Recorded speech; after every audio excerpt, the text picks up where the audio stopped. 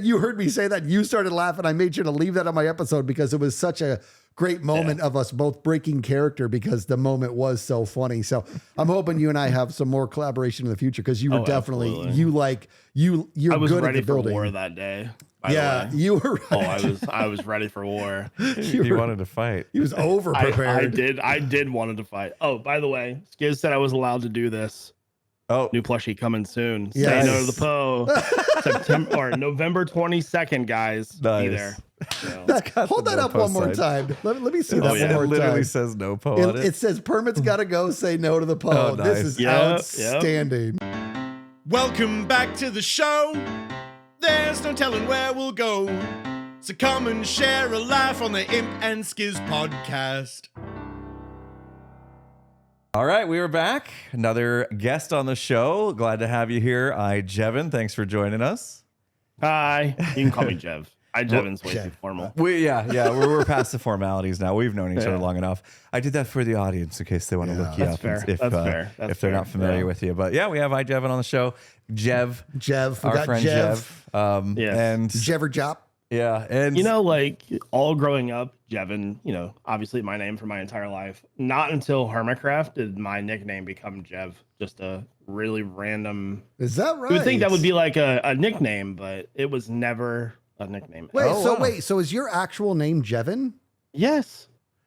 That is a cool name. Well, I know, right? I'm awesome. That was easy. That gets past our typical. How did you come up with your username? Yeah, I guess we'd have to ask your parents. That's amazing. That your name is Jevin. My name is Jevin. Think Kevin, but with a J.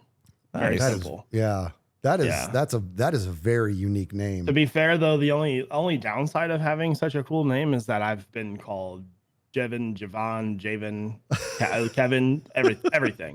So didn't realize people would mess that one up so much. Yeah.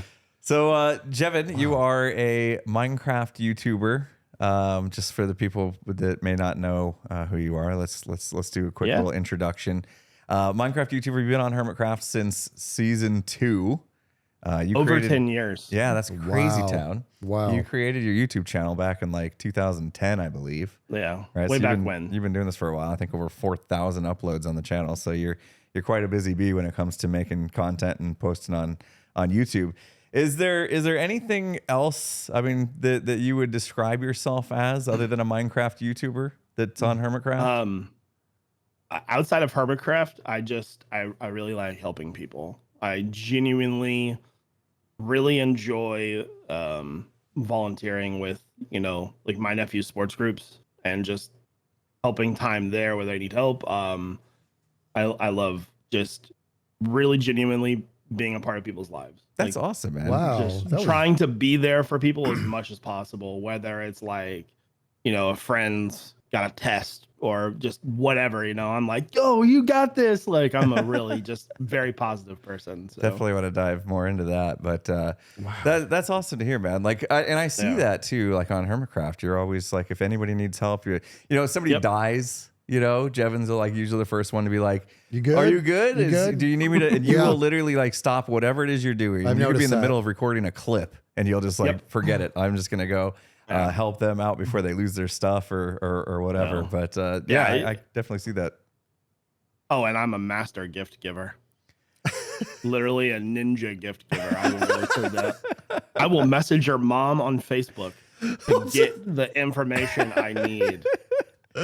Actually, that makes sense. Remember, I think it was me and you in the Nether early season. And like you died and Jevin swooped in. That's right. And like handed off an elytra, but then Jevin died on his way out. Yes. And it became a whole thing. That was like my introduction to Hermitcraft. Yeah. Instantly, I'm problematic. Jev comes in, saves the day, and sacrifices himself doing so. It's what I do. Oh, that was cool. That's pretty awesome, man. So let's obviously we just went over it. Like you've been on Hermitcraft for over 10 years. Hermitcraft had been obviously a big part of your YouTube journey, but let's go back before that. Like, deciding to post videos on YouTube is a choice, is a decision that you made at some point in time. What was your goal when you made your YouTube account, when you posted your first video? Like, what did you even post first? Do you remember? So way back when, this would have been pretty late 2010, I would say.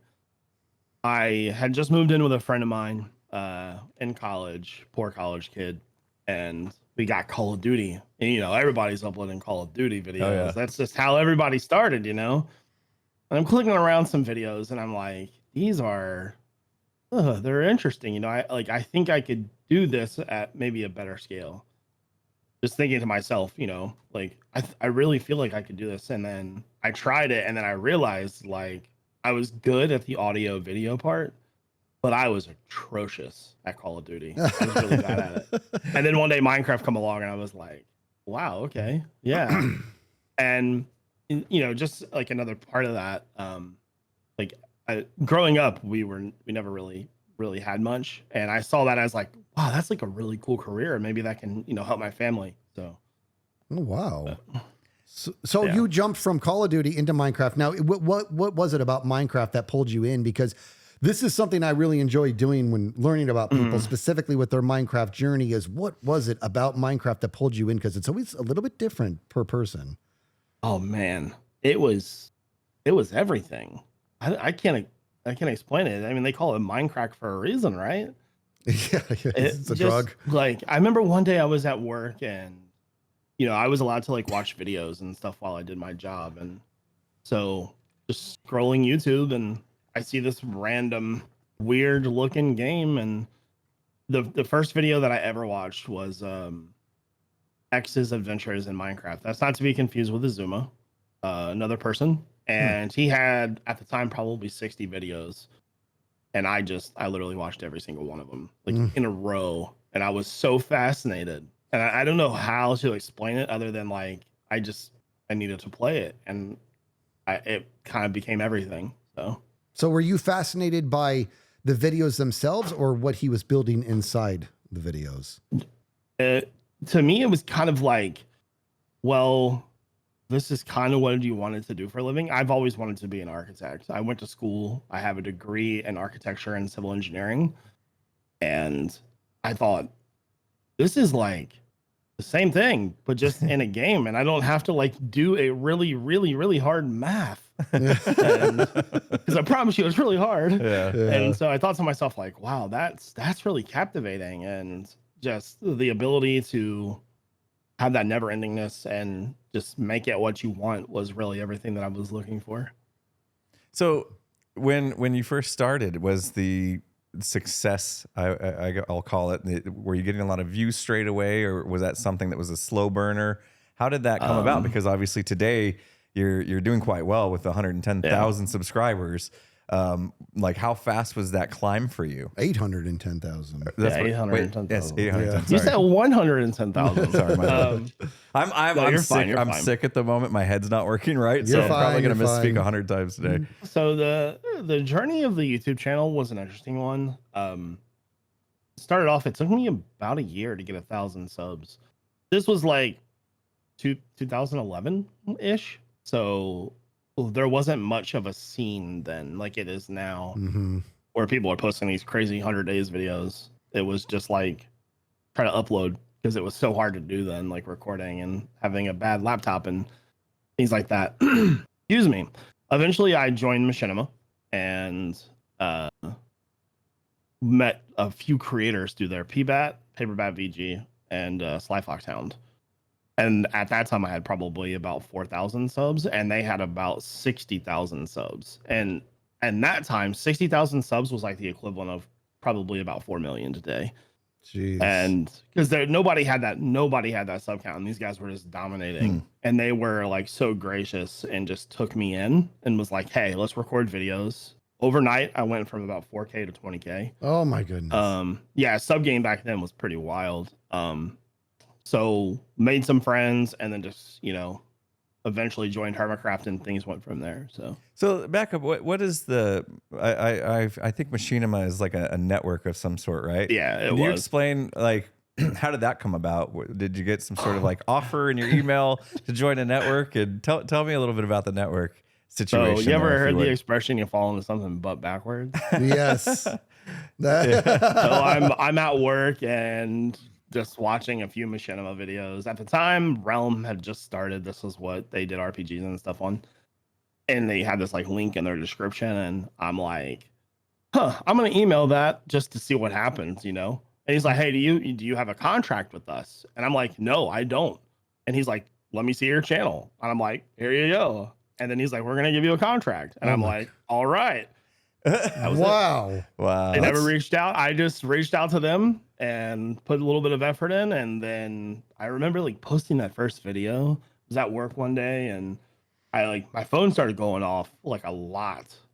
And it was just like ding, ding, ding, ding, ding, ding, subs joining the channel. It was like one of the craziest feelings I'd ever had because I had never really seen that sub gain before. And like within say 10 minutes of that video going live, I had gained maybe 200 to 300 subs. Wow. I was just like, wow, that's like addicting and fascinating. You know what I mean? Like when you see that first sub spike, you're like, I want more of that. Yeah. So you're working a job when that happens, right? You're not a full-time YouTuber yet, obviously. Tell me how that came about. Like, at what point did you grow to a point that you realize I'm going to do this full time, or are you still working a job? I should ask. No. So it was actually a lot simpler than it would seem. Like, was married at the time and didn't really have any kids or anything like that, and I was working a job that I really just disliked a lot. It was a desk job. And essentially just read blueprints all day and put them into spreadsheets. And I hated every second of it. And like, it was awful. So one day they pulled me into the office. They say the government changed some things. We don't have grants anymore because it was like based on energy efficiencies of your homes and stuff like that. And so we're gonna lay you off. And I went home and I told my wife, I said, I need this much money at my job. I need this much money from YouTube. If I can do that in say 2 months, I will start looking for a job. If not, so and it was really cut and dry, and I just went for it and got really, really lucky. So then you had all that time back that you weren't working that other job, and you just went heads down, just started creating content like a madman to try to get up there. Was this before or after Hermitcraft invite happened? That was before. So back in those days, like video production was insane. People of all natures were uploading like 3 to 5 videos a day. That's why I have so many on my channel. So you were even more than daily back then. I was typically two videos a day at that time. How did you do that? Yeah. How was that possible? I was much younger and just had a lot more energy, and so but I think the style of like you were doing Minecraft, right? So the style was more just like capture your experiences almost raw. Yeah, still cut, like there's downtimes but I remember that too when I first started out. Like people, that was much more the vibe of the Let's Plays, you know, back then was like show me every block you break, you know, like those videos back then were just, if you had a cool idea, great, but you kind of just recorded 30 minutes. Yeah, and it was all about some of it out and the experience. Yeah, that's cool, man. So all right, so let's fast forward a little bit then. You said this was before Hermitcraft. How did the Hermitcraft thing come to be? Were you a Hermitcraft fan before you joined? Because you joined season 2. So did you know about Hermitcraft before you got invited? So at that time it was peak season 3 of Minecraft. That was like their big season, I feel like, that and on, you know. So at the time I was friends with just Sasson, and he was in Hermitcraft. And, you know, I had watched some of the videos, but you know, I was kind of running my own server at the time, Blockville, which was amazing, by the way. And so I thought to myself, like, you know, I kind of need to, there's a saying where you sort of like, you need to put yourself in a room with people that are sort of above you so that you can match that level. And so I thought to myself, I really need to do that. And eventually ended up going to Minecon 2013, where I met up with Assassin, Orlando. Wow. Yeah. I was there too. So, yeah. Oh, really? We could have met. We didn't know each other back then, but we were both in the same building. So I met up with just Sasson, met for the first time. That was really cool. Just Sasson introduced me to a guy named King Daddy D-Mac, who was also in Hermitcraft at the time. We all three hit it off really well. We become really good friends. That trip was also really cool because I met like Dude, B-Double-O, Generic B, Marcus, like a bunch of the Minecrackers at the Minecraft party and everything like that. So we became good friends. And then when I left Minecon and went home, D-Mac was like, hey, Hermitcraft is kind of in this new phase. The leader just left. We're looking for new members. You have good content.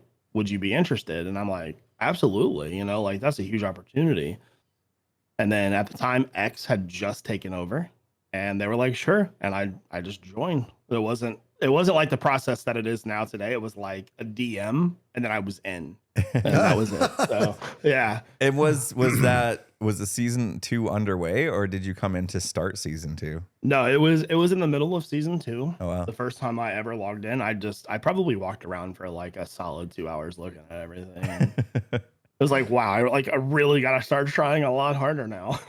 Yeah, it's very daunting. I remember because I entered in the middle of season 3, and it's just like you look around and you immediately feel that imposter syndrome sink in. Immediately. You're just like, oh, what did I get myself into?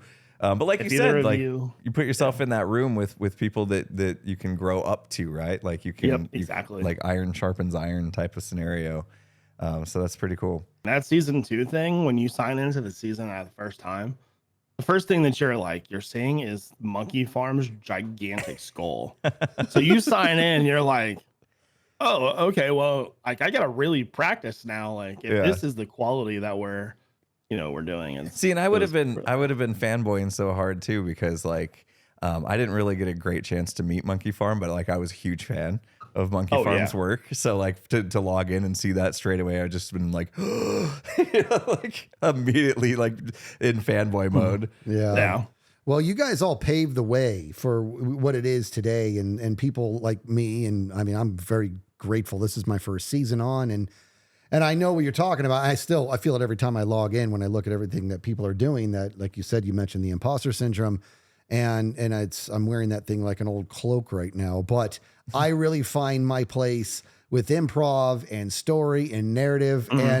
And Jev, you and I are having a kind of a fun dynamic because I'm part of the Popo and you're part of the No Po. And it's just, say no to the Po. Yeah, see, he's still doing the say no to the Po. And it's so much fun to just have this back and forth with you. And I have this, there's a moment in a previous episode where you were just cracking me up because Scar and I, the other PO officer, we were talking to Pearl, and you were just in the background, boo, boo. Like the most deadpan, boo, say no to the PO, boo. Like it's just like this, like, and it reminded me of an actual Family Guy. So I'm a huge Family Guy fan. And there was a scene where Brian was trying to address a crowd, and every time he starts to talk, somebody off screen's all boo, boo, Brian.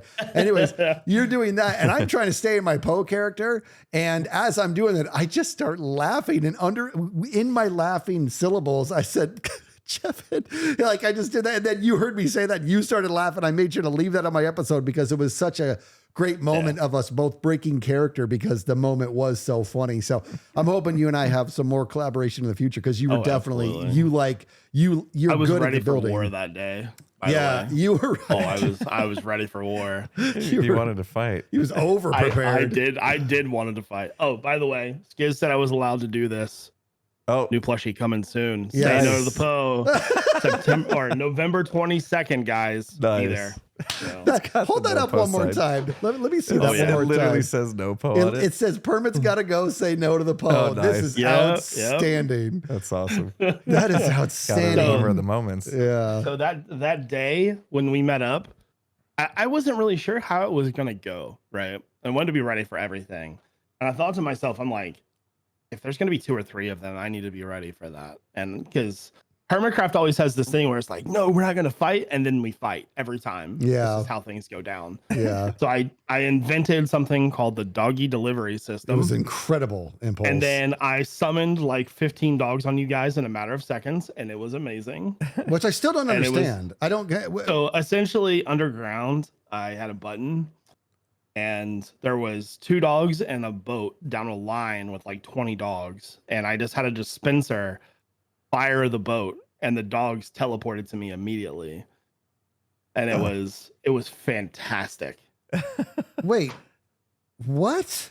Wait, because they're it broke the boat And so yes, the fire So then broke they the stopped boat, and sitting. they teleported right to me, and it was all but one boat broke, and it was fantastic. Okay, so is that why the dogs were on fire when they Yes, yes. That was yes. There was a little bit of technical difficulties, but it worked. What's crazy is I thought the dogs being on fire was part of the design. I'm like, this is one of the darkest things I've ever Yeah. seen. I mean, yeah, that was supposed to happen. It was Sick of dogs, set them on fire. Yeah. That's So- funny. So you were ready to fight, like, you know, you felt like you could take on, you know, three people at once with some PvP skills. I want to talk a little bit about your skills because you were like quietly amazing at Minecraft as far as like appreciate that. Thank you. this like those kind of skills like PvP, parkour, movement in general. You've proven that time after time with like how you get into a lot of the mini games that are developed on Hermitcraft. Typically you will go hard and make yourself like make sure you're at the top of the leaderboard, you know, like let's look at Etho's latest Ravager Rush. You really went after that one. You were just an MCC again after a hiatus for a while, right? Yeah. 4 years or so. You tackled Cub's Labyrinth as well, right? Have you I done got that? to a part of it, but I never finished it. I couldn't get past this one jump. But so you like putting yourself into those situations where you're like pushing yourself to see how great you can be at like that skill level of Minecraft. Is that because you're just naturally competitive in nature, or where does that stem from? I would say two things. Number one, yes, I am extremely competitive. If I'm gonna be somewhere and I'm doing something, I want to make sure that I'm putting my best foot forward. So, like you mentioned MCC, I practiced when Scott told me, I practiced the parkour warrior strategies 2 weeks straight every single day, just nonstop for like an hour or two a day. Jeez. Just want to make sure that like when I'm there, people know that I'm trying, right? I don't want to just show up and be that guy that's like, well, you know, like I did one run, but you know, but the other thing is that I really genuinely love learning. You know, something to like add to that repertoire of things like how, you know, I've always considered myself to be not a great builder.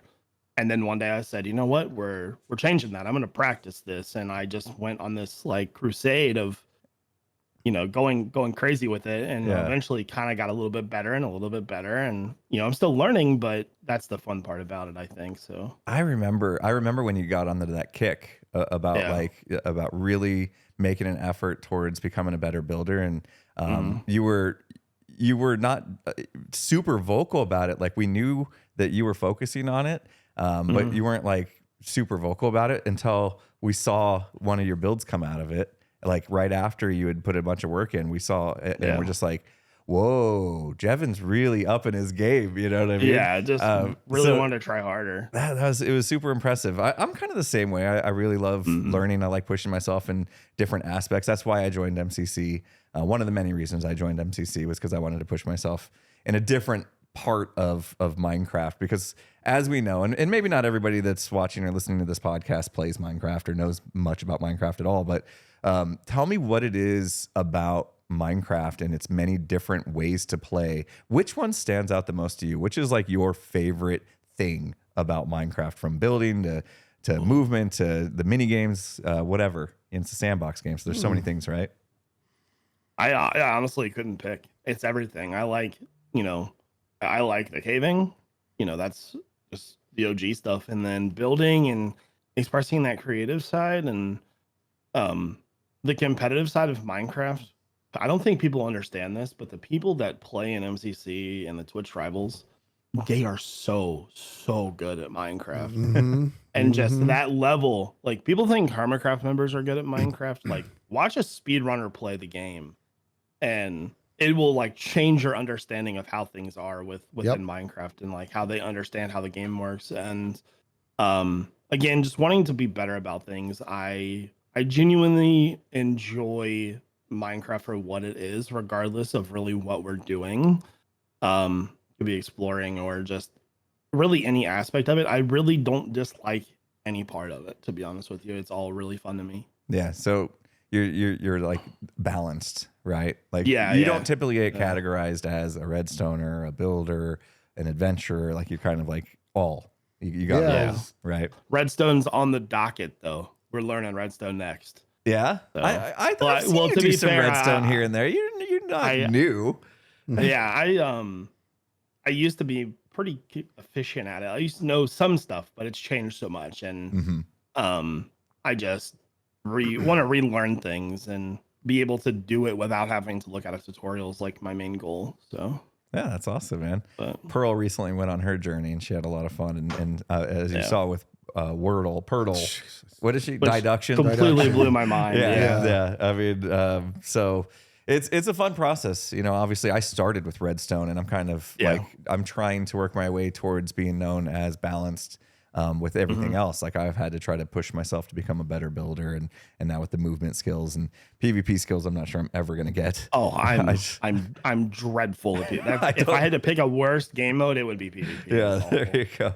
But you're right. I mean, like watching like the speed runners and watching like the MCC S tier players, it's almost like they're playing a different game. You know? Like we're playing this game to be creative and create stories and create memories and stuff. They're playing this game to be technically efficient and flawless at the way they do their like speed runs. And it's a different beast. It's like they're on a different planet. Yeah. You know, that I think it was Fruitberries was on our team when we were in MCC Live, and he doesn't he click the same button Butterfly with 2 fingers? clicks. Like that's how he bridges diagonal and up. Is he clicks the same mouse button with 2 fingers, and it's like he's flying through the air with no elytra. Oh my goodness. Yeah, it's insane. You did some speed running for a while though. I remember tuning into your streams and you would have the clock running and what was that experience like for you? Was that just another of you just pushing yourself to learn a different aspect of the game and get good at something? I saw that and I'm like, man, I want to do that. And then I tried it and realized it was extremely hard. But I also learned that even if I'm not like extremely good at something, there's a lot of value in learning techniques that you don't know. Like I can build the world's coolest nether portal now.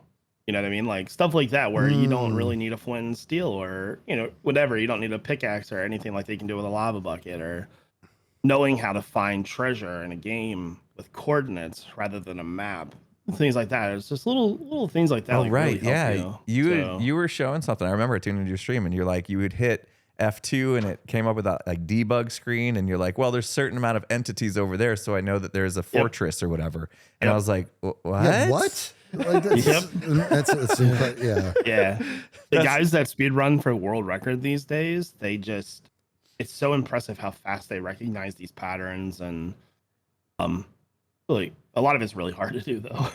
It's extremely hard. But you got to the point to where like you had done it enough to where you would create a world, you would spawn in, you would look around real quick and be like, nope, and start again. You just knew what you wanted, like to start your speedrun journey and what was going to work and what didn't. So I could really tell that you had gotten to a level that not a lot of people get to. You know, may not be Fruitberries or one of these people that like do that and only that for a living, basically. But like you said, there's a lot of value in learning what you can about the different aspects of the game and the different styles to play. Well, I'm over here quiet because I'm really something that some people know about me is I'm a huge people watcher, and my favorite thing is I do like learning about people. And what I'm enjoying about this interview with Jev is I didn't know this about you, dude, but you are far more passionate than I thought. I'm kind of shell shocked here, actually. Like you're a very, very passionate individual. And I want to dive into Jev a little bit outside of Minecraft, because I'm loving this.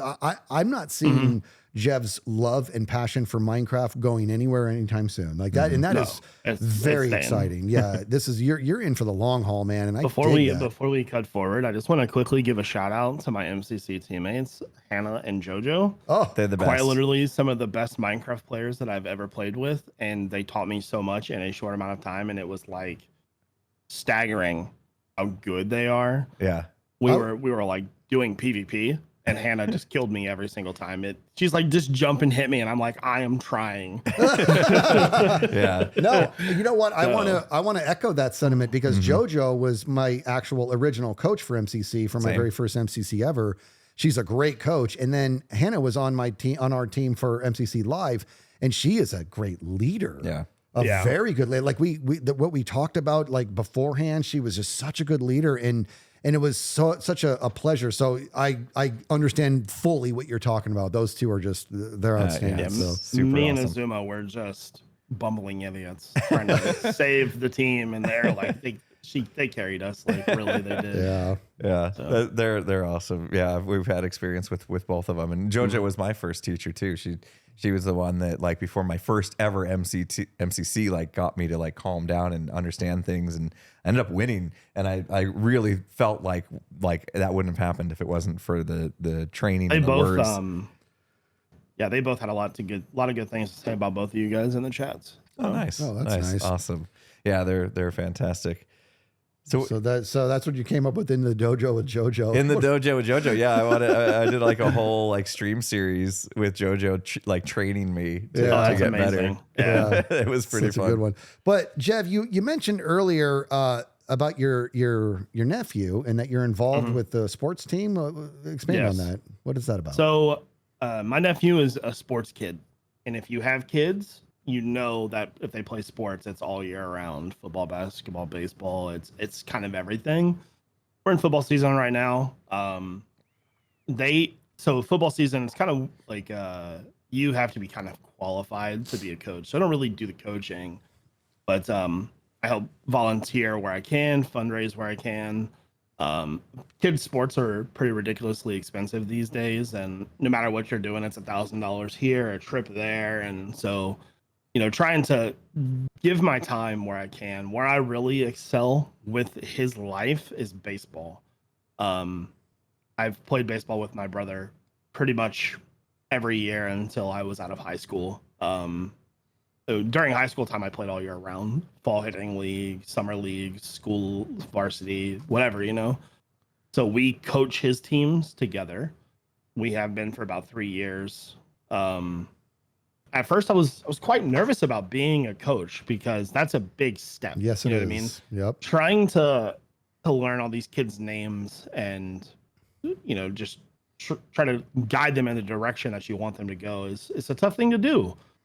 But I feel like I'm coming into my own as a coach. It's a lot of fun, and it's good to see them progress. Like, we have a kid on our team. His name is Ethan, and he had never played baseball before. And at the end of the season, we ended up giving him one of the superlatives for most improved player. And you can tell that he genuinely likes the game. And I really, really like seeing their successes and how they improve as kids and people in life. It's a lot, but I genuinely enjoy that aspect of it. So, being around my nephew, who's quite literally one of the coolest kids to ever exist, by the way, no offense to anybody else's kids. Like, talking to him as a 10 or 11-year-old, it's like you're talking to an adult, and he's got such a good head on his shoulders, and I'm like so proud of that kid, man.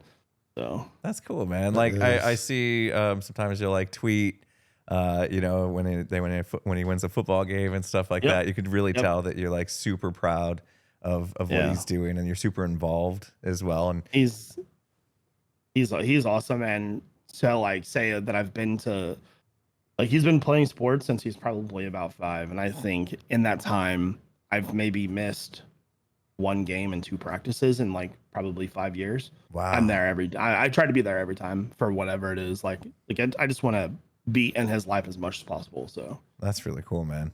Uncle Jevin. Yeah. Uncle Jevin's that setting guy. Setting the bar for what uncles are supposed to be. Very impressive. Jeez. Yeah. That's very, very cool. So you did a lot of sports yourself when you were younger. And I think you did a lot. Like, run us through all the different sports you did. Because did I hear track at one point? Oh, God, no. Okay, I thought no. So I skateboarded for a very long time. Was a little bit of an anarchy guy there for a little bit. Mostly baseball. When I got into high school, I did after school pickup basketball every single day.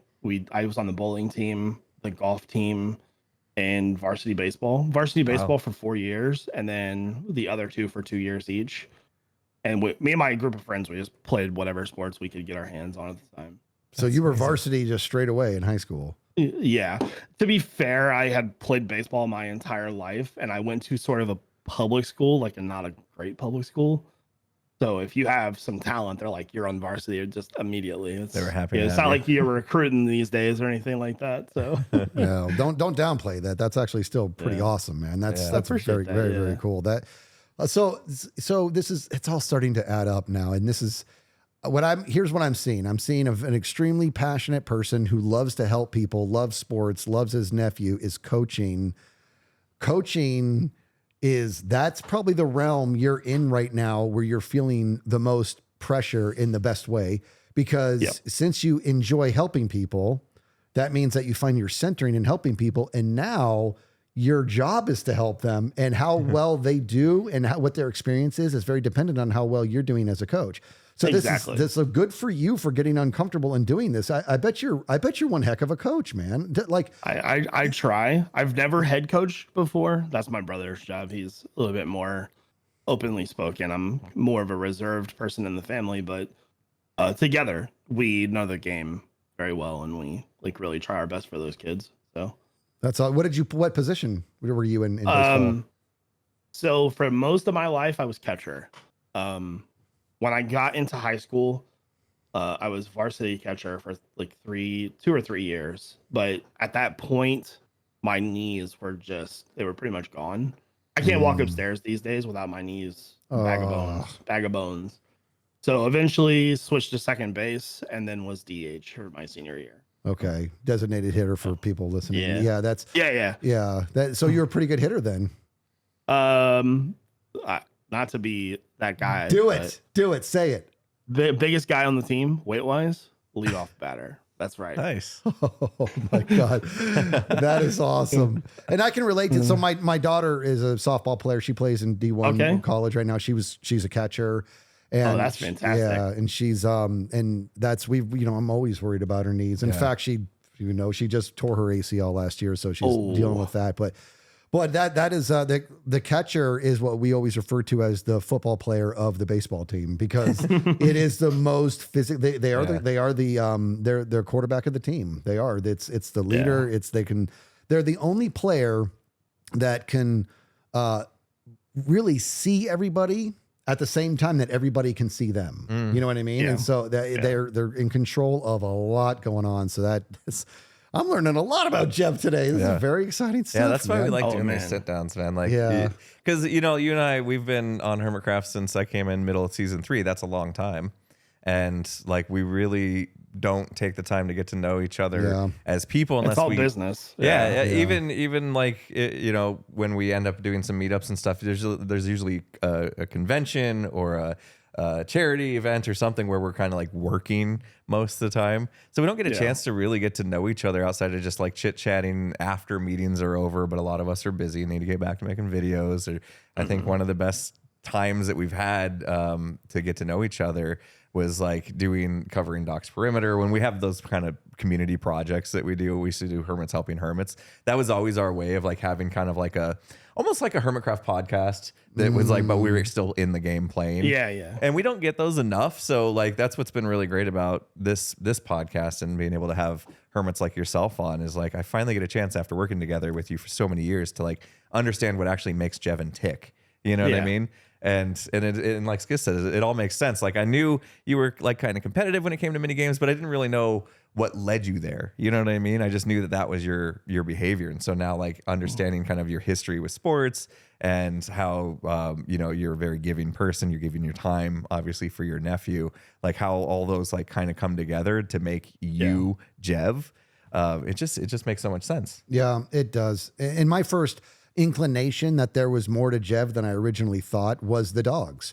And with the whole Popo thing, when you summon the dogs, in that moment, I'm like, wait, what is this voodoo? Boy, he overthought. Oh my God, this guy's got overthinking is my. That's your go-to. That's your chef's kiss is overthinking. Yes. So, but apart from like all of the other things, I really like playing card games, like how we had Hermitcraft TCG. Yeah, I was gonna ask you about that because you really got into the TCG thing, and then you started talking about how like you do tournaments. Like I play Magic the Gathering competitively. I'm not very good but I'm gonna get there. We're gonna be all right. Well, we know you will be. We're Yeah, gonna be all right. We know from We're your gonna be all history right. that So you're not just- going to stop until you are good. Yeah. As you guys know, this job is a computer job. We're on the computer 24/7. It's a lot, and I thought to myself, I really need a hobby. Used to play Magic the Gathering in high school. Decided to just show up at the shop one day and see what would happen. Made a bunch of friends. Yeah, I'm a chipper guy. Who doesn't like me? You know what I mean? No, I'm just kidding. But made a bunch of really cool friends that like helped me along the way, and we go to these competitive tournaments together, and they are very much of a higher level than I am, and I learn a lot from them, and it's just really cool to see them excel too, you know. So really like that. That's fun. What is it about the TCG, the Magic specifically, I guess, that like that you really enjoy about it? Because I'm not familiar with it other than like, so Yeah. Hermitcraft TCG was the first time I was ever introduced to TCG, a trading card game. And I have no idea what it was about. And once I learned the rules, which I was like very overwhelmed by at first because they are pretty overwhelming if you have no knowledge of how TCG works, I started to get it. I was like, oh, I see. There's actually like strategies and stuff. And you have to think 3 steps ahead and kind of like chess, you know? But what is it about? What drew you to Magic specifically? Well, one, I needed a hobby, but the way that the game is played, there's something that you've got to really use your brain. It's a thinking tree of a game, you know. You got to think, okay, maybe he has this card. So if he plays that card, how do I counter that card? And it really kind of changes the way that you think about things. I don't know if it makes me a smarter player or a stupid player or whatever, but a lot of times when we play Minecraft, it's kind of autopilot at this point. If you need a block, go get it. Make a farm to get it. But with Magic, it's this level of thinking that every game is never the same. It's always a different setup, you know, trying to do your best against somebody trying to do their best in a competitive manner. It's so much fun to me. And I may lose a lot, but like I said, we're gonna get there. So, Nice. So but- do you get into any other things like D&D or board games or is it just TCG specifically? just TCG That's mainly. your Yeah. hobby. Okay. So Yeah, I was curious because I don't know. I just for some reason I could just envision you having a blast with D&D. We've been talking about this D&D is- a little bit lately with Tango and stuff. So Yeah, well, I'm getting into D&D, but I want to stick on TCG for a second because I'm having this revelation. All this time I told you I have no idea what TCG, like I'm just so unfamiliar with it. Turns out that's not entirely true because as Jeff explained that, I was playing a form of TCG, I think, for a while there, but it was an app, it was a phone app. Now, are you familiar with Clash of Clans by chance? You ever Yes, heard of I played it, yeah. yes. So Clash of Clans it's like you have this thing, but they also, that same business came out with, I think, something called Clash Royale, which was, I think, a TCG game where you were up against one other person live time and you had cards and each card had its own like ability or attack. And then you would play that card and they would animate that attack or whatever. But the cards were unique in their own way in regards to what kind of damage they could do or defend or whatever. I think that's a TCG game. sounds like it. It is. Yeah. Even if it's digital, it's, you know, it is a TCG game. Yeah. We got to teach you- Skizz TCG. He's got his own TCG card now, and he's never played it. I know. I Gotta know. get on the program. dude. Yeah, Come I know. on, man. I got to play it. So I was just gonna say, with anything that I do, I get obsessive about it, and I played a lot of TCG, and like Beef banned my deck. He's a jerk. he had built an overpowered, what was deemed to be an overpowered deck. Was it the time skip or something like that? There was a Yes. certain card So that Skizz Jeff to- like hoarded. it was too. Essentially, Skizz, think about your Clash Royale game where you take turns with each other. Like you play a card, they play a card. Yeah. I was taking a lot of turns in a row, and people were not happy about He found it. a way. He found a loophole. He found An OP Yes. card that he was not happy with when it got banned from competition play. I remember Might need that. some pending litigation about Beef on the server. this season Yeah. about it. It's serious business here. Still talks about it. cut you off at the knees there. Oh man. So we mentioned for a brief moment there, we've been talking to Tango about some D&D, some Dungeons and Dragons, which again is a Okay. game I've never played. Same. Impulse has never played it. This is something you have experience with? I have never played D&D. You've never before. played it either. But you know what it's about. Would you ever see yourself like joining anybody for D&D? Because that's I what would- no, we're I would- trying I to would- figure I out would- if we want to join like Tango for a night. I would to. give it a go. You know, I would be 100% willing to try it. It sounds like something I would enjoy. But Yeah, I would think so. Well, I mean, what more I'm hearing about, it sounds something like you would probably once again end up obsessing over. yeah, And I don't- hope not. but I I don't don't need know if- another hobby. right. Can you be good at D&D? It's rolling dice. I Like, have no idea. Yeah, I don't know how that works at all. We might give it a go. Yeah, we would I'm talk going to do about it.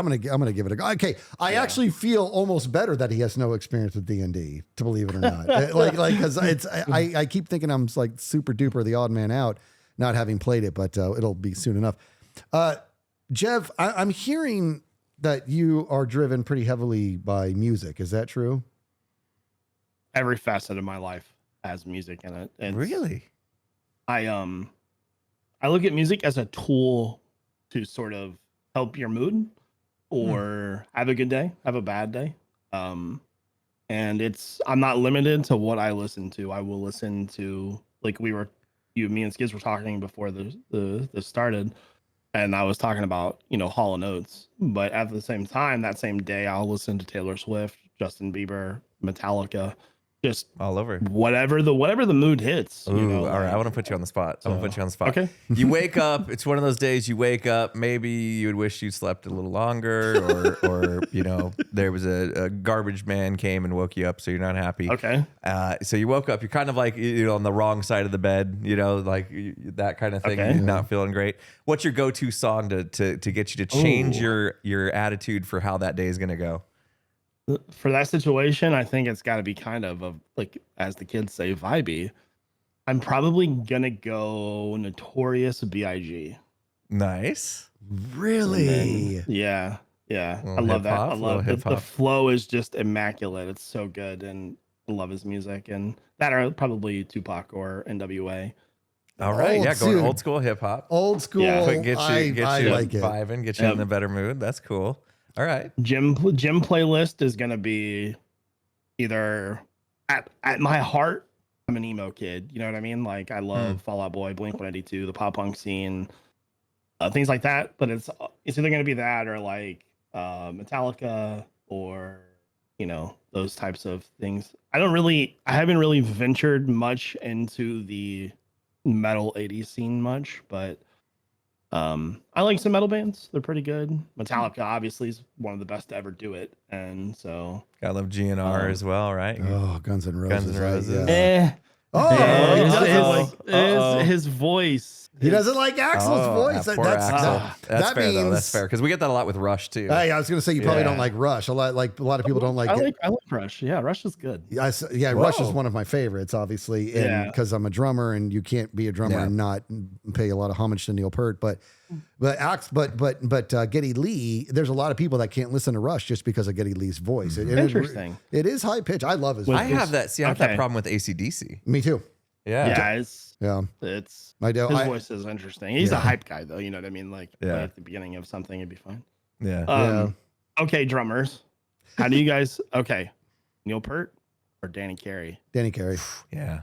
All day. Danny Carey's Yeah. I think he's uh, insane. Well, he's technically Neil Peart was a master of his craft, but Danny Carey has has the feel, has a vision. Danny Carey is more, is my personal opinion. I studied Peart for many, many years, and then I studied Danny Carey. I still study him. It's different. Peart was, like you said, he was very, very square. He was very perfect. He was like master. a robot. Yeah. He was like a robot. Danny Carey, he creates such music from his drums that I can't even get my head wrapped around. Tool, and I'm very biased. Tool's my favorite band, and it has been for decades. So I'm super biased, but Danny Carey all day long. Yeah. How do you guys feel about El Estapario? Oh, he's great. Okay, here we go. You don't even want to get me started. Are you ready for this? You've been watching. You've been wanna watching hear his, it. his stuff, Jeff. Yeah, I've seen his shorts. I'm ready to hear what you got to say. I'm going to tell you exactly. And this is here it goes. Now, I already said Danny Carey's my favorite drummer. Okay. And Is he I the said best this on YouTube, or he is, and this is something that as drummers, we have all sort of agreed that there is no such thing as the best in the world because there's so many different genres. yeah. Estapario is the best drummer in the world. And he is 1,000%. He is. And it's not just because he's quick. If you watch enough of his videos, you'll realize his polyrhythms are next ridiculous. level. It doesn't make sense. 4 limbs and 4 brains. Yes. Nobody should be able to break Yeah. it down. How do you know so much about this? Do you dabble? Are you a drummer? I dabbled in drums for about 3 years. I had a nice. set. I played for a while. Never really was that good, but I tried. Do we have enough drummers on Hermitcraft to make a drum Yeah. line? Oh, We could make an actual drum line. We can watch drum corps. Yeah. Yeah. I know about polyrhythms and things like that, and I don't know if the chat knows about it, but I definitely know about it. And I had story about getting my first drum kit's kind of silly. My friend had a Pontiac Sunfire, and we drove 200 miles to a Guitar Center with like 6 of us in the car. Bought this like $350 PDP kit and stuffed it in the Sunfire with us, and just drove back and set it up, and that was like one of the most fun days of my life. Like, that is so cool. Oh man. Yeah. So for anybody who doesn't like I can actually explain polyrhythms to people that don't know. This is actually what we're talking about. I want you to imagine you're at a stoplight and there's 2 cars in front of you and their blinkers are going, and their blinkers are off of each other. But if you watch long enough, they start hitting at the same time again, right? They're doing this, they're hitting at the same time. Then all of a sudden they're not, and they're off sync, and now they're back, and then boom, they're hitting the same time. Yep. That's what polyrhythms is basically having 2 different time signatures over top of each other, and you're playing it. And one person doing that with different limbs, it's a different part of the brain you got to tap into. hardest thing ever. Yeah, and he and Estepario Cipriano, he does it so perfectly, and he's so good. And he does it 4 at a time. Yeah, 2 feet and 2 hands. yeah, and and he'll do it, and for fun, just to drive home how amazing he is, he'll use one of his hands to like light a cigarette. And he's the greatest in the world. I can't get enough of him, and it's so funny because when I show him to people, they're just like, "What am I witnessing here?" And me and my drummers, my longtime drummers, I had this moment with Joe a couple months ago. I'm like, dude, I hate to be that guy, but it happened. This is the best drummer in the world. He's like, I think you might be right. Yeah, it's insane. It's crazy. It's not just the speed. We talked about him it's so long actual, ago too. He's been around. The way that he plays, his kit's so small, but he plays Dream Theater, and it sounds so good. It's like, how are you playing Dream Theater with a tom and a floor tom? Yeah, yeah. Where's all the toms? Like where's your cymbals? And I mean, like, and then you look at Mangini's kit, and it's like 14,000 cymbals. I was always a sucker for the big drum kits. Like, I love Carter Beauford, and he typically has a pretty good size kit. He has a pretty good size not kit. Over the top. Not over the top. I think he's got the sweet spot for having a big kit, but not overly big. Like Neil Peart. Remember the time Neil Peart had the 360 kit? He would stand up and it would and it was cool. It was gimmicky, but it was cool. But he also, when it would rotate 180, he would sit down to a completely different set with a totally different sound, which is really cool. You look at people like Danny Carey. Now there's a drum podcast. You look at people like Danny Carey, and he's got that gong behind him. You know what I mean? Because he is very deliberate in the sound that's going to be coming from his direction. Yeah. He's very technical with like how he sets his drums up and everything too. Yeah. I would call him the Impulse of podcasts. His Impulse is really about the technical side of things. So a video for you guys to watch, a recommendation, Drumeo channel. I'm sure you've heard of it. Oh yeah. Portnoy from Dream Theater is on there, and he learns Danny Carey's Pamunia. I don't know how to say it. Numa. That's what it is. He learns that song in like 3 hours, and it's one of the coolest videos I've seen. Oh, I want to see that. That's nuts. So, you send me that, and I'm going to send you something. Okay, I don't know if you ever one of the greatest drummers to ever live is a gentleman by the name of Dennis Chambers, and he's one of kind of a lesser known, but he's really more like a fusion jazz type thing. But he listened to this is an unheard of thing. Okay, he listened to I believe it was Lateralis by Tool one time, and then he listened to it again and he played it. But that's absurd. But he didn't play what Danny played. He played it his own Dennis Chambers style. You can hear Chambers coming through, but it's so you don't cover a Tool song. You just don't, because they're not songs, they're masterpieces, and they're so hard and so intricate and so involved. And he just listened to it once and then played it the second time. It was insane, dude. I'm gonna dig up that video. I think it was on Drumeo. Like playing anything by ear after one or two, whether it's guitar, bass, or drums, is absurd, right? Like learning the instrument enough to know that is pretty crazy. But to do that with a Danny Carey song or a Tool song, that's like, okay, yeah, sure, just be the best, you know? Yeah, Skizz has talked about this a few times, and I still haven't seen it. I don't know why. Yeah, I'm going to send it to you. We're going to have to, we'll pull it up to send it to you, and then I want to see it myself. Yeah, you're going to like it, because Dennis Chambers is just like, ooh, this I've never actually heard of him before. Oh, he's I'm excited to listen. Yeah, so when I mentioned Carter Beauford, he's a drummer for Dave Matthews Band. Dennis Chambers, I believe, is who Carter Beauford, no question, was like modeling after. Yeah, modeling after. All the way down to like the do-rag. Unpopular opinion, I don't like Dave Matthews Band. What? A lot of people don't. That saddens me. That's probably the one person that I'm not really into in terms of music. No, I just can't get into it. My parents were the same way for a while, and then they finally like heard Dave Matthews perform live on like a New Year's Eve show or something. They're like, I think I get it, and suddenly they started giving him a chance, and they're one of my favorites. It might be like, you know, coffee, right? Where it takes a little bit of time to get into. Like, you're not going to like coffee your first time. And then I've never had coffee. I can't believe that. You can't say you don't like coffee, dude, if you've never had it, homie. I've smelled it, and I will not. Okay. The smell of coffee. I'm kind of a fibber. I actually did have it one time. I actually got an iced coffee. Okay. And I had 2 sips, and I threw it in the trash. Wow. It was disgusting. An iced coffee. So you went to a place, you bought an iced coffee, which means they loaded it up with sweets. Well, they do the iced coffees. They typically try to cover the coffee taste as much as possible. No, that depends on when you getting yourself a macchiato. Come on, man. There's lots of different coffee out there. I think fundamentally coffee can be kind of gross, but I don't know. Maybe I've developed. I just some need sort of water. addiction to That's it. all I need. Just give me the water. Drinks his coffee black. I can't do that. I got to add at least a little bit of some sort of cream. It's usually a natural, not a sweetened one. But yeah. So. Do you use any other kind of caffeine, like sodas or anything like that? I drink the occasional diet with like dinner, stuff like that. But I'm a diabetic. Try to avoid the full sugar. Smart. The thing that like really kind of took me off the real soda was they were like, you really need to like change this. I'm like, okay, I'll try. I had a couple diets, and I was just like, this is okay. You get used to it. And then one day I was just like out and about and needed some food. Got McDonald's. Had a regular Coke given to me by accident, and wow, it's just a totally different experience now. I know exactly what he's talking about too. Yeah, it's disgusting. It's like pure disgusting. syrup. You're like just it's sugar. So nasty. Yeah. It's interesting. Like tastes change. Yeah, I was the same way. So I got really addicted to soda.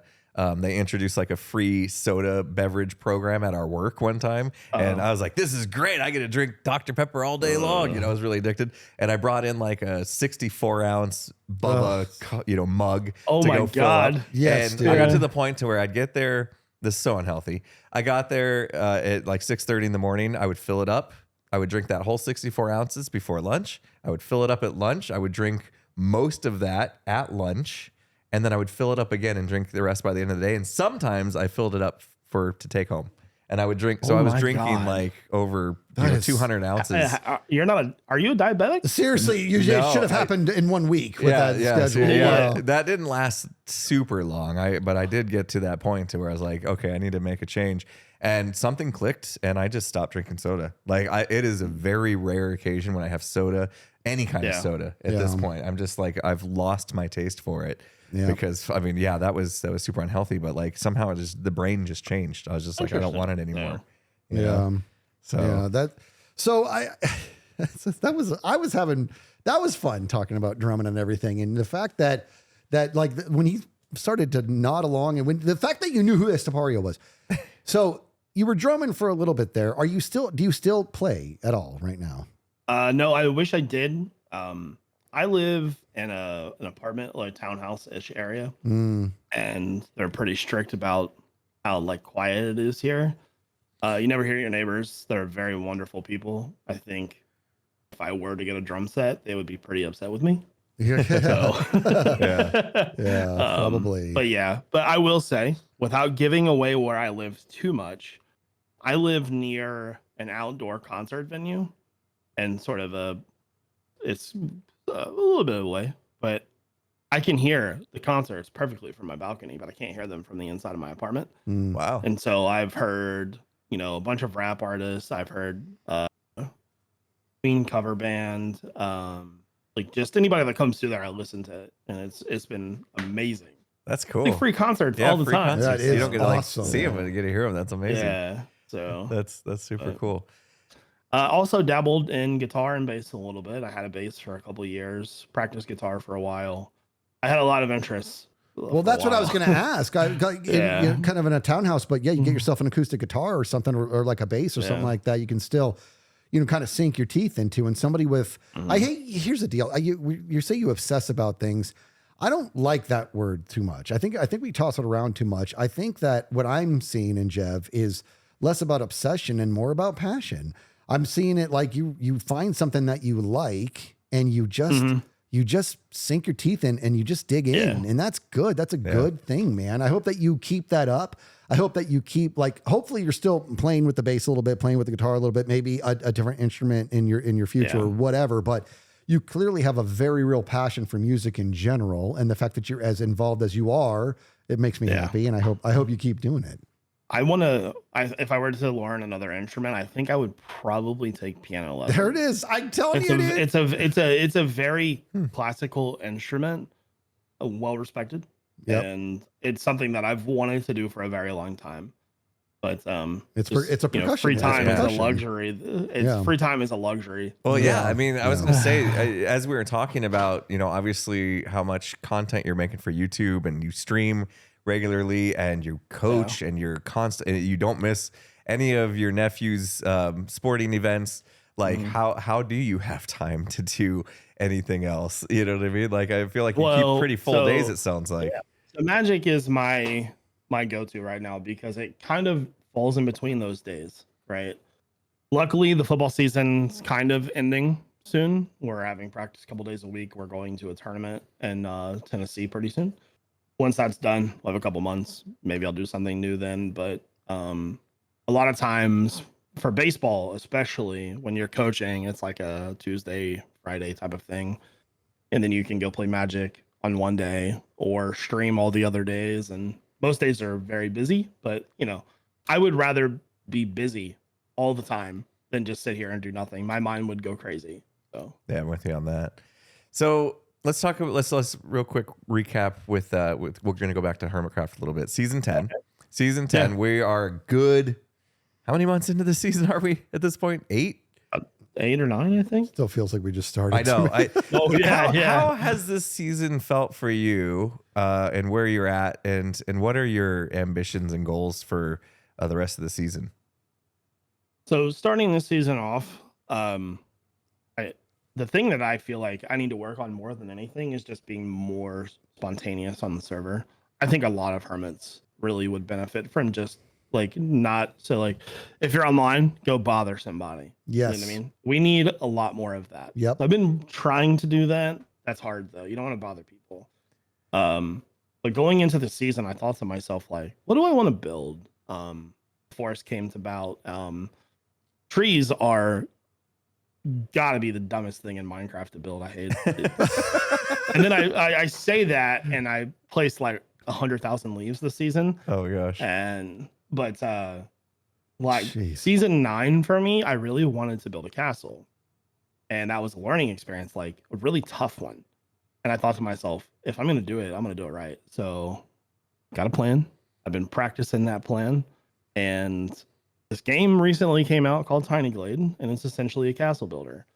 So I thought to myself, I can build something off of a picture. That's easy. I can do that all day long. Designing a castle from scratch is insanely hard. So I'm going to use that game, learn a new game, build the castle, then build it on Hermitcraft.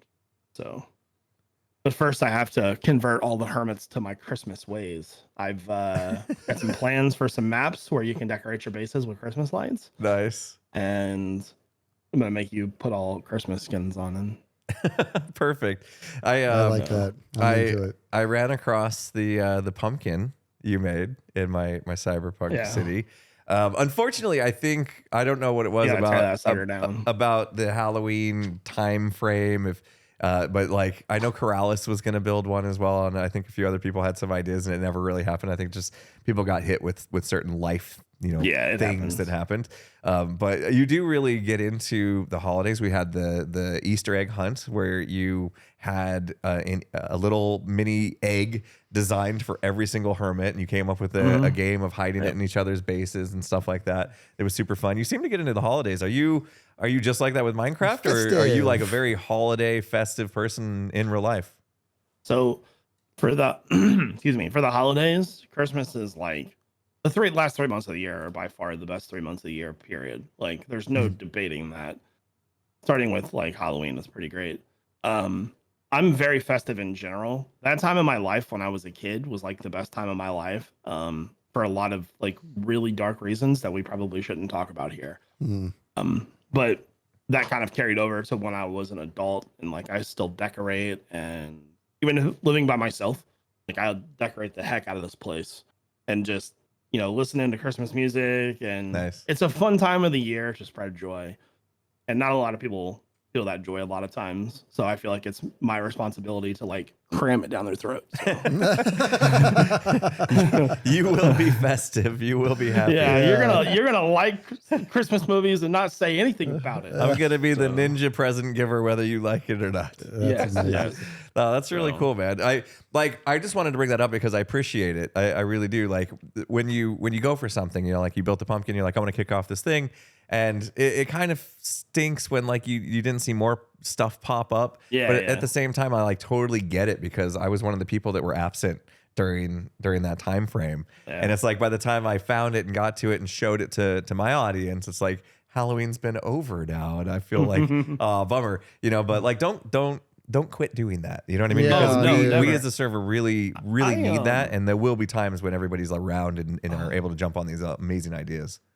I think that Christmas is going to be better for the server. Not everybody celebrates Halloween. I think it's probably one of the bigger things. It's like, I know people that live in different countries and they're like, well, Halloween's kind of cool, but it's not like how it is like so commercially set up in America, So for Christmas, I better see Christmas skins. Very upset. Well, we'll do some Christmas stuff for sure. Secret Santas, maybe. There's been some seasons where we missed the Secret Santa, but I really enjoy the ones where we do it. It's fun content. And I'm looking forward to decorating. I've already started decorating my base. Nice. Wait, Christmassy? Wow. Oh yeah, that's amazing because all the Halloween stuff so anytime you get a chance, come through the forest. We've taken all the Halloween stuff down. We're putting snow and adding different types of flowers in, and so there's a way to make invisible maps in Minecraft. Yep. You go to the end, and then trigger if invisible.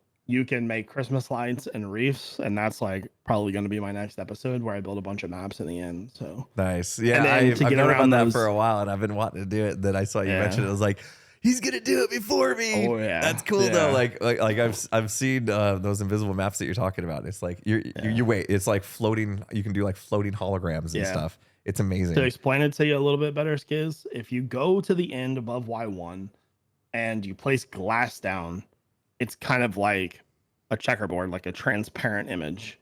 But the way that it works is with the vanilla tweaks that we use, you can trigger the item frame to be invisible.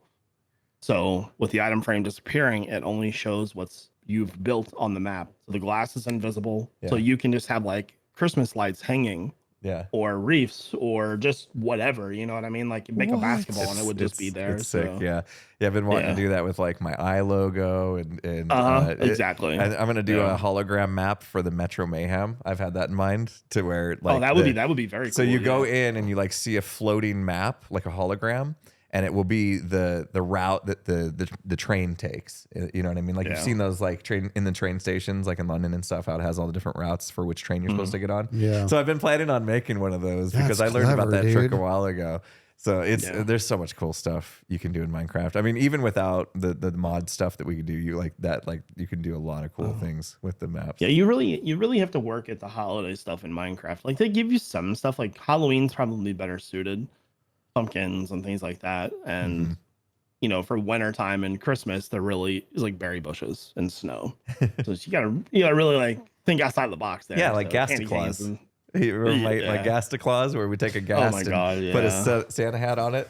So this is a lot of my journey this season has been really fun because you guys are doing things where I'm like, how'd you do that? Like, how did you even do that? And for what, like, and now I learned, you taught me, Impulse and Tango taught me the whole, like putting audio, how to upload audio and stuff like that. So you guys have, you made a monster, because now that I can do that, I'm going to be trolling so many people with stuff. Yeah. And now I'm hearing what you're talking about with this whole like invisible stuff. I'm like, yeah, I got what? Yeah. So I'm looking forward to learning that. The audio tracks on Hermitcraft are wonderful, especially for Halloween. Yeah. I set up some redstone through my forest where you can walk, and if you hit certain points, it'll trigger audio. And it was like spooky noises, wind blowing, wolf howling. But I set it up into a way to where there was like silent discs, and it would run for like 2 or 3 minutes. And so it wasn't always constant. So sometimes you would get a wolf howl randomly or a wind blow randomly. And just doing that was like the best thing ever. It's like never done that before. And it was really just this really cool ambiance to the whole place. And we decorated as much as I humanly could with cobwebs and pumpkins and just everything. So that's cool. So one last thing, one last question for you. I'll put you on the spot. Audio, favorite horn. You know, Cubs done all these horns this season. Which horn has been your favorite that you've heard, or that maybe was made out of you? You know, it's whoop whoop. That's the sound of the popo. Right. Oh yeah, I'm sure. I have a horn from Ren Dog, and it says, "Dudes, have we died and gone to hell?" That's it. That's it. That's love my that favorite. One. I love that one. I only own one horn, and it was when Skizz got his words twisted, and then he did the whole what's the character from Looney Tunes? Is it that's all, folks. Yeah, Porky Pig. Porky Pig. Yeah, he did that, and it was like during a live stream, and so Cub took that, put it on a horn. I love that. I love all the things that we do to, like, I don't know, make Minecraft a little unique for us. Yeah, it was super fun. There's a lot, and one of the better things is like Cleo being just a master of armor stands. Yes, like I need to get her in my forest so it'll look more not dead. Yeah. I recently hired her to do a Teenage Mutant Ninja Turtle scene, and she just absolutely crushed it. It's just so cool. That's wonderful what she can do. Yeah. So we have a lot of fun. So I never really watched that show as a kid, and then I had to like babysit my nephew one day, and I'm like babysitting this guy, and he's like, "Put this tape in, Uncle Jevin." I'm like, "Okay," and he's like off in the distance, just playing a 5-year-old, and I'm like glued to the TV, just watching them fight Shredder nonstop. I'm like, "Can we watch another one before you go outside?" So you got introduced to Teenage Mutant Ninja Turtles late, and now you're a fan. Yeah, that's cool. Yeah. Oh man. So. Well, we're looking forward to what you're going to do the rest of the season. Obviously, I don't know how much longer the season's going to last, but I got a feeling it's not going to be another short one, because we're kind of tired of short seasons. So a lot left to do and a lot left to see. I'm very like, now that you've mentioned what you did with your forests and stuff, and I know you mentioned it in a meeting, and I'm like, I was away, we had the live series start and stuff, so we got pretty busy, but yeah, I missed out on that experience. Now that you say you've taken it down, I'm like, oh, I will not miss the Christmas one. So I'm looking forward to going through your forest with the Christmas decorations. It's going to be a holly jolly wonderland. Yeah. And you're going to love it. I can't wait. I love Christmas too. And I don't know what it is. Like this year, I've just been trying to get more festive. So you must be rubbing off on me, because I did the whole, I went all out for Halloween. I did a costume. I sat in the driveway with a projector and gave full-size candy bars to all the kids, just went all out. And it was a blast. Got me sick, I think, but. Oh no, we go trick-or-treating with my nephew. And I didn't dress up this year, but I did bring a backpack and give out candy to every kid I saw. Oh, that's awesome. It's like a reverse trick or treat. That's cool. And that backpack was packed. I was just like giving handfuls. That's awesome, man. So before we let you go, I got to know, because like I said, I really enjoyed learning about you, what I learned today. Okay. If Minecraft never happened, or a YouTube career never happened, what is Jevin doing today? Ooh. People have asked me this before. And I guess at the time, when I got into YouTube, life was pretty rough. And so wanting to get out of that. So probably either back to school, something in healthcare, or like that's responsible, Jevin. Probably some type of business owner though. Okay. No idea what I'm preneuring, but I'm preneuring something. You're preneuring something. I like that. Excuse me. Yeah. Well, then lucky for you and everybody who loves watching you, Minecraft did happen. YouTube career did happen. So now the question is, where's Jevin in 10 years? Ooh, that is a very hard question. YouTube is such a day-to-day thing for me. Sometimes I really enjoy it, and then sometimes it's a big creative fatigue. You know what I mean? Like trying to be creative 100% of the time for these videos is one of the most mentally straining things that I've ever done. So 10 years from now, I honestly, I don't know. Yeah. Just I hope I'm happy. That's all I care about. Yeah. Well, you just have such a healthy disposition on everything that's in front of you so far from what I've seen that I'm excited to see what's next for Jevin. I want to keep the train going, man. Like, we've been doing this thing together since season 3 when I came in. You a little bit longer, but like it's been such a fun ride, and like I hope we never reach this station. I just want to stay on the tracks moving. You know? Yeah, I agree. Yeah, like hopefully I hit the Powerball and put a lot of baskets in the power. No, I'm just really going for that 1 in 50 million. Yeah. Well, man, it's been an absolute pleasure having you on the show. Thanks for giving your time to us today. You're obviously very busy with everything you've been doing. But like I said, I'm excited to see what comes next for you. And it's been a blast just getting to know you a little better. I appreciate it, man. Yeah, I appreciate you guys having me on as well. Watching the show from the different perspectives of the hermits and the guests that you've had on, it's been a pretty cool thing to see. And just so you know, I'm taking a nap after this. I'm not that busy to not take a nap. Okay. Yeah, these can be draining as well. Yeah. Especially when Skizz hits you with the 10-year, question. Yeah. No. I get it, like you want to know what somebody's life's about. And just trying to understand where they're coming from. And, I think as long as I'm healthy and happy in my life, I don't think it's a secret that I really don't want kids. Like I like being around kids and helping kids, but I've never really had that bone in my body. So as long as I'm happy and healthy and helping people still, I'm good. Yeah. That's all that matters. Love that about you, man. The helping people thing really does stand out. Yeah. You're a real stand-up guy. So it's been a pleasure getting to know you a little bit better. Thank you, guys.